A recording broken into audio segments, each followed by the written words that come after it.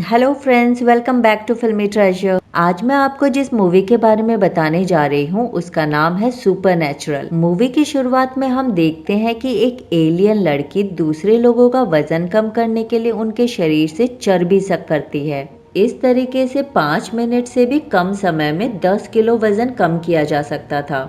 अगले सीन में हम देखते हैं कि एक आदमी हॉट डॉग ईटिंग कॉन्टेस्ट में जीत जाता है और अपना प्राइज लेकर अपनी कार में बैठता है। जैसे ही वो कार स्टार्ट करने जाता है, उसकी सीट के पीछे अचानक एक एलियन आ जाता है। उसके बाद उस आदमी का शरीर बहुत तेजी से सिकुड़ने लगता है। इतनी तेजी से वजन कम होने के कारण उस आदमी का शरीर बिना हवा के गुब्बारे की तरह दिख रहा था और थोड़ी देर बाद वो मर जाता है। उस आदमी के मर्डर केस को सैम और डीन को दिया जाता है।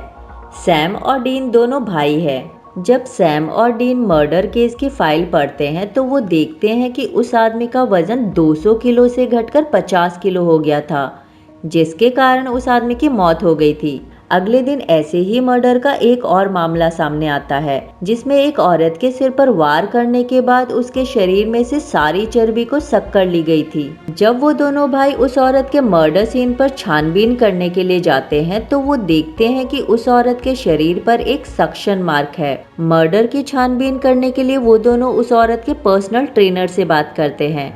जब वो उससे बात कर रहे होते हैं तो अचानक से उन्हें ट्रेनर की कमर पर वही सक मार्क दिखाई देता है। उस सक्शन मार्क को देखकर वो दोनों सोच में पड़ जाते हैं कि ट्रेनर अब तक जिंदा कैसे है। वो ट्रेनर उन्हें बताती है कि हाल ही में उसने एक स्पा ज्वाइन किया है, जहाँ पर बिना किसी मुश्किल के वजन कम कराया जाता है। उस ट्रेनर का बयान लेने के बाद वो दोनों मर्डरर्स का पता लगाने के लिए स्पा में चले जाते हैं, क्योंकि उन्हें लग रहा था कि मर्डर का राज स्पा में ही छुपा हुआ है। लोगों की नजर में आने से बचने के लिए वो दोनों स्पा में भेष बदल कर जाते हैं। वो दोनों जानते थे कि स्पा में ट्रेनर की जरूरत थी, इसीलिए वो दोनों ट्रेनर के भेष में इंटरव्यू देने के लिए जाते हैं। जैसे ही वो दोनों अंदर जाते हैं, लैरी एंड मैरिजा उन दोनों का इंटरव्यू लेते हैं, जो इस स्पा के ओनर हैं। लैरी और मैरिजा उन दोनों को बोलते हैं कि स्पा में सिर्फ एक ट्रेनर की जरूरत है। इसके बाद वो दोनों सैम को ट्रेनर की पोस्ट के लिए हायर कर लेते हैं और डीन को किचन के काम के लिए रख लेते हैं। अगले सीन में हम देखते हैं कि किचन में काम करते समय डीन को बहुत तेज भूख लग जाती है और वो अपनी भूख को मिटाने के लिए थोड़ा सा पुडिंग चख लेता है। जब वो पुडिंग चखता है तो उसे पुडिंग बहुत टेस्टी लगती है, इसलिए वो थोड़ी सी पुडिंग चुराकर अपनी जेब में रख लेता है। डीन जैसे ही उस पुडिंग को खाता है उसे चक्कर आने लगते हैं और बेहोश होने से पहले वो मदद के लिए सैम को कॉल लगाता है। उधर योगा की ट्रेनिंग देते समय सैम देखता है कि हर क्लाइंट की कमर पर सक्शन मार्क है। उसी समय हम देखते हैं कि मैरिजा अपने क्लाइंट को कपिंग थेरेपी दे रही है। थेरेपी के दौरान मैरिजा अपने क्लाइंट को इस तकनीक के बारे में बताती है। वो बोलती है कि इस तकनीक को चीन से लाया गया है, जिसकी मदद से टॉक्सिन और वजन दोनों कम किया जा सकता है। वो ये भी बताती है कि इस तकनीक से बस एक ही कमी है, जिसके कारण शरीर पर एक सक्शन मार्क रह जाता है। पर ये सक्शन थेरेपी बस एक छलावा थी और असलियत में सक्शन मार्क सकिंग करने से आता था। योगा क्लास खत्म होने के बाद सैम लोकल पुलिस मैरी को देखता है, जिसने हाल ही में अपनी थेरेपी खत्म की थी। जब वो दोनों बात कर रहे होते हैं तो लैरी को सैम पर शक होने लगता है, इसीलिए सैम वहाँ से निकलकर डीन को ढूंढने चला जाता है। सैम जब डीन को ढूंढने के लिए किचन में घुसता है तो वो देखता है कि डीन जमीन पर बेहोश पड़ा है। ये सब देखकर सैम समझ जाता है कि पुडिंग में बेहोशी की दवा मिलाई गई है। इसके बाद सैम पुडिंग के बारे में पता लगाने के लिए उस शेफ के पास जाता है, जिसने वो पुडिंग बनाई थी। वहाँ जाकर सैम उस शेफ से पूछता है कि उसने पुडिंग में बेहोशी की दवाई क्यों मिलाई।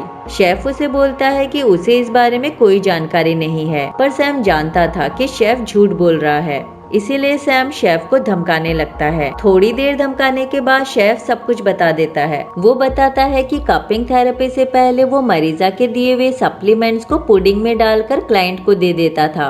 शेफ से पूछताछ करने के बाद सैम अब डीन के पास जाता है और डीन को पुडिंग के बारे में बताता है। ये सब सुनने के बाद अब उन्हें यकीन होने लगा था कि लैरी एंड मैरिजा उन दो मर्डर से जुड़े हुए हैं। उधर लैरी और मैरिजा को भी डीन और सैम की असली पहचान के बारे में पता चल जाता है। वो दोनों जान गए थे कि वो दोनों ट्रेनर नहीं बल्कि फेडरल ऑफिसर है। वो दोनों समझ गए थे कि अब यहाँ से बचकर निकलना मुश्किल है, इसलिए अब वो उनसे बचने के लिए सारे सबूत मिटाने लगते हैं। सबूतों को मिटाने के लिए मैरिजा फ्रिज में से चर्बी निकालकर फेंक देती है। जब वो ऐसा करती है तो उसे लगता है कि चर्बी को फेंकने की बजाय उसे चर्बी को पी लेना चाहिए। जैसे ही मैरिजा चर्बी को पीने वाली होती है, पीछे से डीन आकर उसे रोक देता है।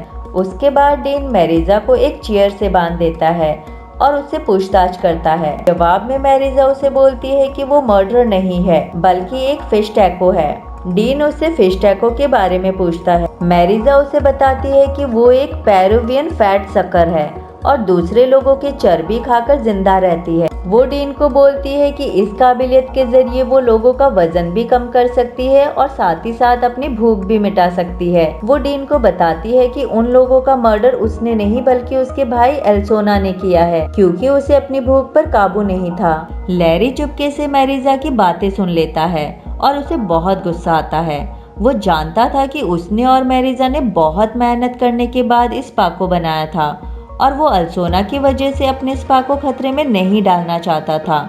इसीलिए गुस्से में आकर लैरी अल्सोना को काम पर से निकाल देता है। लैरी की बात सुनकर अल्सोना को भी बहुत गुस्सा आता है और वो दोनों लड़ने लगते हैं। अगले सीन में हम देखते हैं कि अल्सोना को ढूंढते समय सैम को किचन में से एक चीख सुनाई देती है। जैसे ही वो किचन के अंदर जाता है, वो देखता है कि अल्सोना ने लैरी का मर्डर कर दिया है। जब मैरिजा को पता चलता है कि अल्सोना ने उसके हस्बैंड का मर्डर कर दिया है तो उसे बहुत दुख होता है और वो रोने लगती है। इसके बाद मैरिजा उन दोनों को बताती है कि वो दोनों शुरुआत से ही इंसानों के साथ घुल मिल कर रह रहे थे, क्योंकि उन्हें जितनी जरूरत होती थी वो उतना ही खाते थे। पर उसका भाई अल्सोना इससे बिल्कुल अलग था। उसने एक थेरेपी सेशन के दौरान एक क्लाइंट की जरूरत से ज्यादा चर्बी सक कर ली थी, जिसके कारण उस क्लाइंट की मौत हो गई थी। इस घटना के बाद अल्सोना को किचन में काम करने के लिए भेज दिया गया था और उसे बस जार के जरिए ही चर्बी दी जाती थी। मैरिजा उन्हें बताती है कि अपनी भूख को कंट्रोल न कर पाने के कारण ही अल्सोना ने ही उन दो लोगों का मर्डर कर दिया था।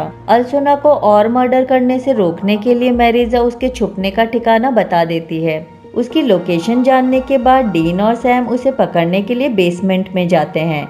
अल्सोना को ढूंढने के लिए वो दोनों चाकू और फ्लैशलाइट लेकर अलग अलग डायरेक्शन में जाते हैं। जब सैम अल्सोना को ढूंढ रहा होता है तो अल्सोना पीछे से आकर उस पर हमला कर देता है। सैम को गिराने के बाद अल्सोना उस पर क्लोजेस्ट गिरा देता है। जब सैम उस क्लोजेस्ट के नीचे दबा होता है तो अल्सोना उसे मारने के लिए आता है। सैम भी अपने बचाव में उस पर हमला करता है। अल्सोना को मारने के लिए सैम अपना चाकू लेने के लिए जाता है कि तभी अल्सोना उसे वापस गिरा देता है। सैम के गिरने के बाद अल्सोना उसे मारने के लिए अपना प्रोबेसिस निकालता है कि तभी वहां पर डीन आकर उसका प्रोबेसिस काट देता है। अपना प्रोबेसिस कटने के बाद अल्सोना वहीं मर जाता है। मूवी के आखिर में हम देखते हैं कि एक एलियन होने के बावजूद भी सैम और डीन मैरिजा को गिरफ्तार नहीं करते, कि वो जानते थे कि मैरिजा ने मर्डर केस को सुलझाने में उनकी मदद की थी। और यहाँ पर मूवी खत्म होती है। मूवी पसंद आई हो तो वीडियो को लाइक करें और कमेंट करके जरूर बताएं। चैनल को सब्सक्राइब करना बिल्कुल भी न भूलें।